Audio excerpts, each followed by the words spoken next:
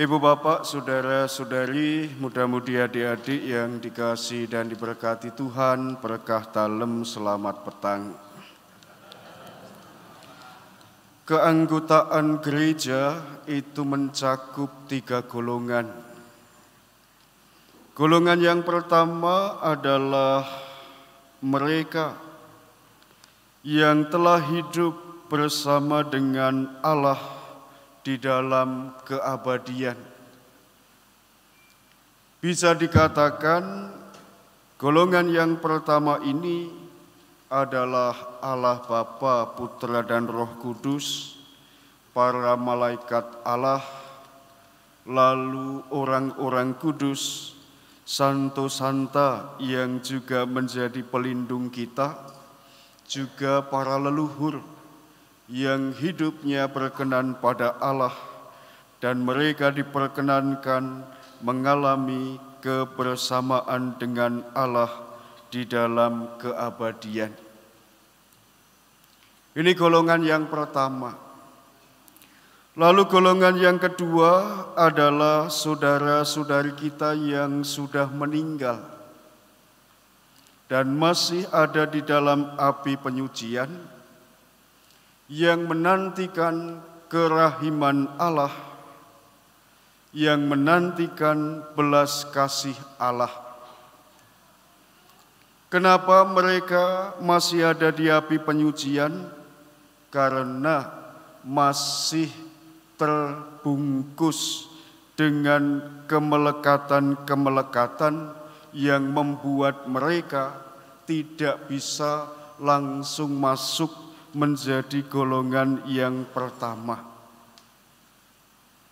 Jadi jiwa-jiwa di api penyucian itu adalah jiwa-jiwa yang masih punya kemelekatan-kemelekatan sehingga memang harus dibersihkan dari kelekatan-kelekatan itu. Nah, mereka yang ada di api penyucian itu hanya menantikan belas kasih dan kerahiman Tuhan.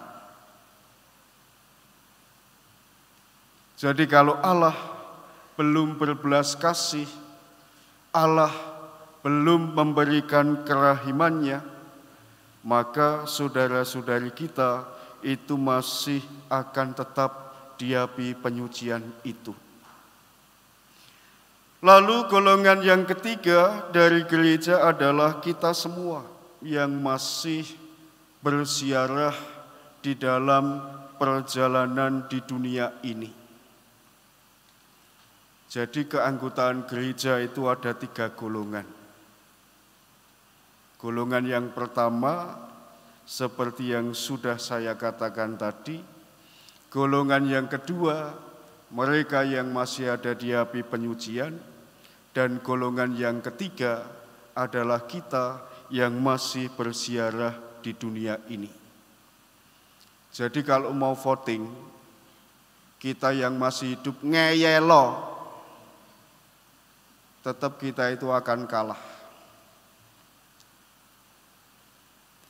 Jadi tugas kita yang masih hidup ini adalah karena tadi yang di api penyucian itu masih menantikan kerahiman Allah, belas kasih Allah, maka tugas kita yang masih hidup ini adalah memohonkan belas kasih dan kerahiman Allah bagi saudara-saudari kita yang ada di api penyucian itu.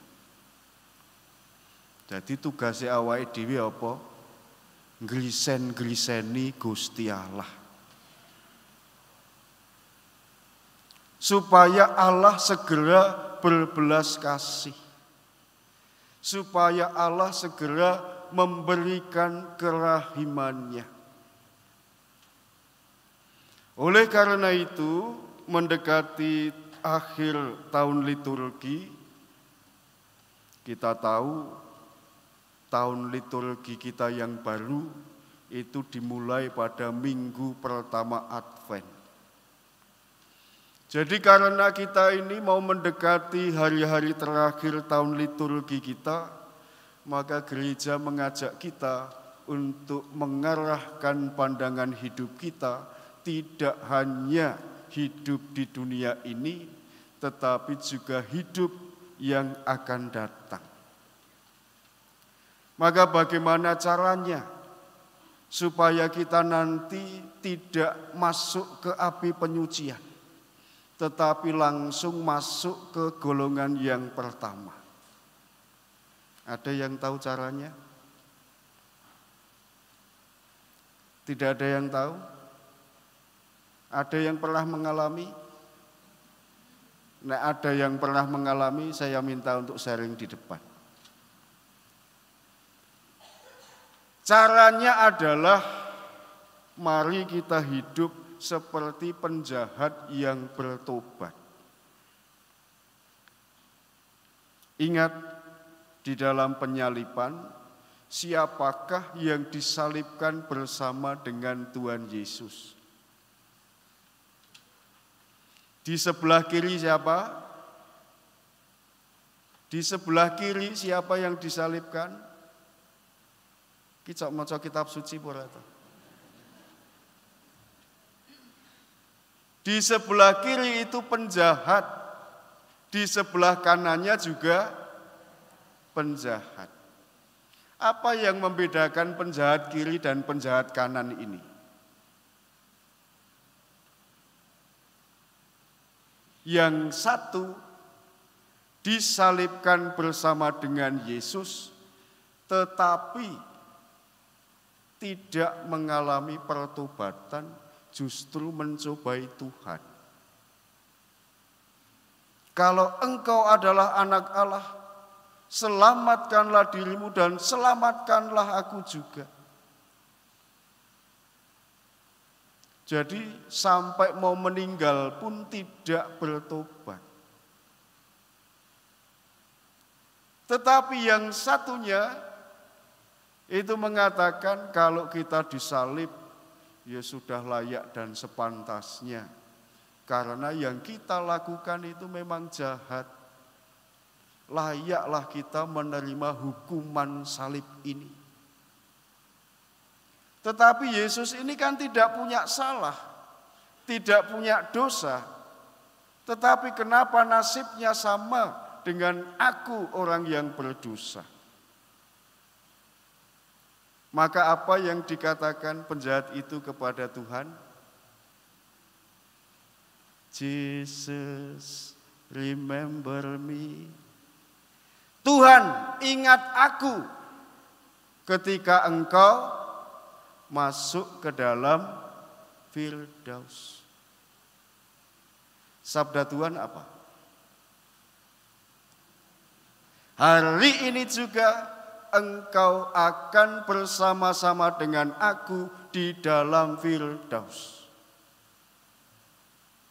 Berarti penjahat tadi itu langsung masuk golongan yang pertama atau golongan yang kedua? Yang pertama, hari ini juga. Maka silahkan menjadi penjahat. Tetapi ingatlah, bertobat pada detik-detik terakhir hidupmu. Lah Romo, kami tidak tahu kami kapan mati. Ya sudah, nek orang ngerti ora sah kemaki. Bertobatlah sejak hari ini. Supaya apa? Hari ini juga engkau bersama dengan aku di dalam Firdaus. Maka sabda-sabda Tuhan yang kita dengarkan pada kesempatan ini sangat jelas.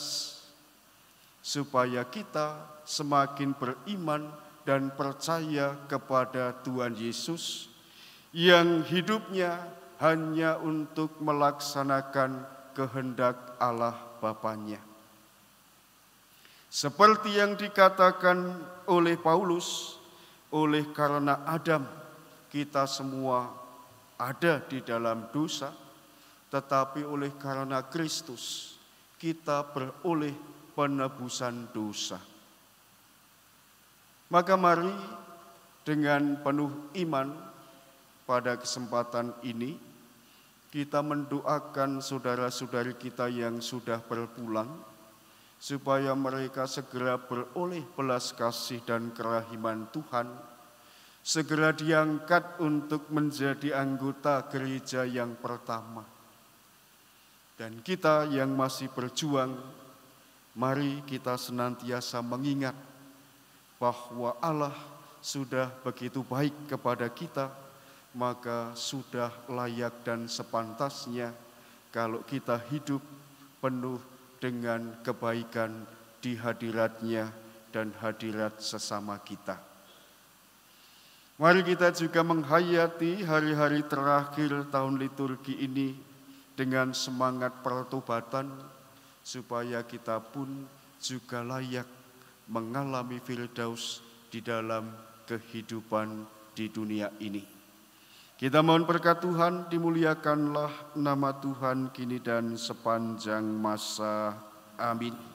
Aku percaya akan Allah, Bapa yang Maha Kuasa, pencipta langit dan bumi, dan akan Yesus Kristus, Putranya yang tunggal Tuhan kita, yang dikandung dari Roh Kudus, dilahirkan oleh perawan Maria, yang menderita sengsara dalam pemerintahan Pontius Pilatus, disalibkan, wafat dan dimakamkan, yang turun ke tempat penantian, pada hari ketiga bangkit dari antara orang mati, yang naik ke surga, duduk di sebelah kanan Allah Bapa yang Maha Kuasa.